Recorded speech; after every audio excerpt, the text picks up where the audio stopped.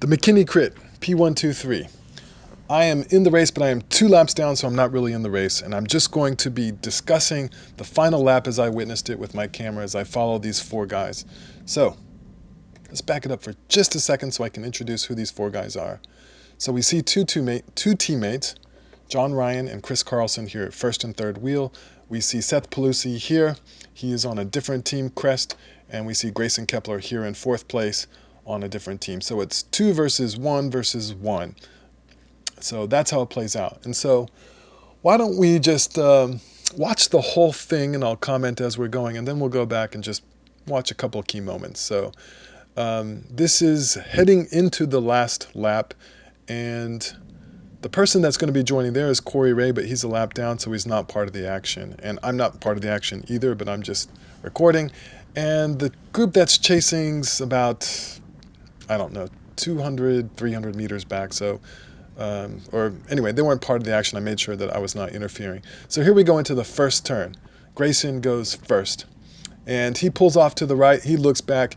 He doesn't want to be first wheel. We go through the chicane here. John Ryan is first wheel. So we have 1st and 4th of the same team. And then we're going to see some movement going into this turn. We see Chris Carlson move up and get his bike ahead of Seth Pelusi. He is now 3rd wheel, and Seth Pelusi is 4th wheel, so they have switched places.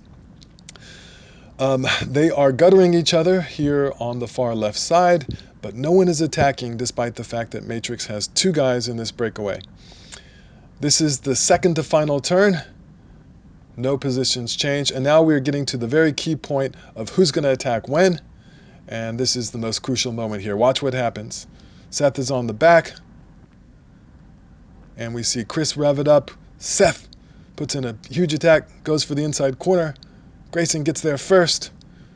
And they finish in the order by which they made that turn, with Grayson winning, Seth finishing 2nd, and Chris Carlson 3rd. So let's go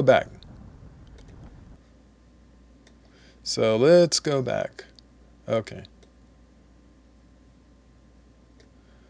Where are we? Here we are. Okay, so this is kind of a key moment. Matrix has to decide how to handle this with the advantage of 2 versus 1 versus 1. So I guess the typical playbook would be an attack by one of the Matrix riders, forcing one of the other guys to go on the front and chase, allowing the other teammate to rest in the draft, and then either the first person is not caught and wins, or the person that was drafting is able to come around and win. That is if you have the legs to do it. Another potential strategy is that one of the Matrix guys goes really hard on the front to keep it fast, so that, well, you're not really going to get swamped if there's only 4 people. But there is an advantage if you have a very strong sprinter, if you have one guy going fast really as hard as they can, spending themselves. So let's see what happens. We already know what happens, in that John Ryan goes to the front and stays at the front the whole time up leading into the final corner. So here's an interesting thing. So if you're Seth, he's the guy right here. Do you want to give up this position?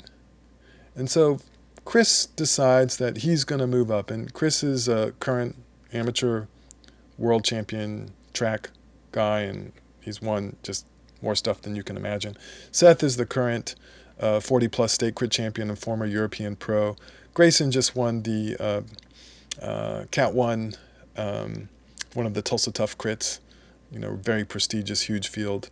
And John Ryan, he's just a kick-butt Cat 1 on the Matrix team here. So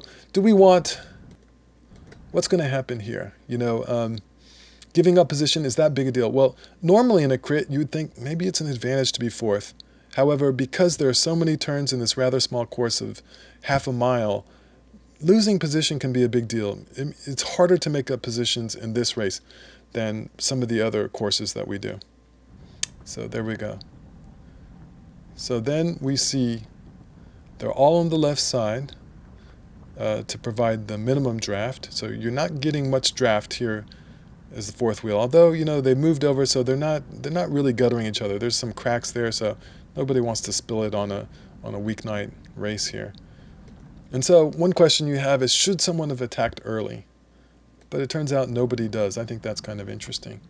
And then there's the question of here, who's going to go first and where? Do you want to go to the inside? Do you want to go to the outside? So Seth here, he chooses to go to the inside. And Grayson, interestingly, chooses to go to the outside. So you would think Grayson would have the potential to be boxed here, but he sees John is not all the way over to the left.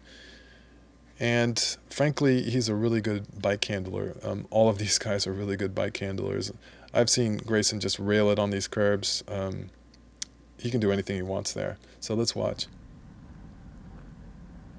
Right there. So we see kind of an explosive move by Seth here to accelerate.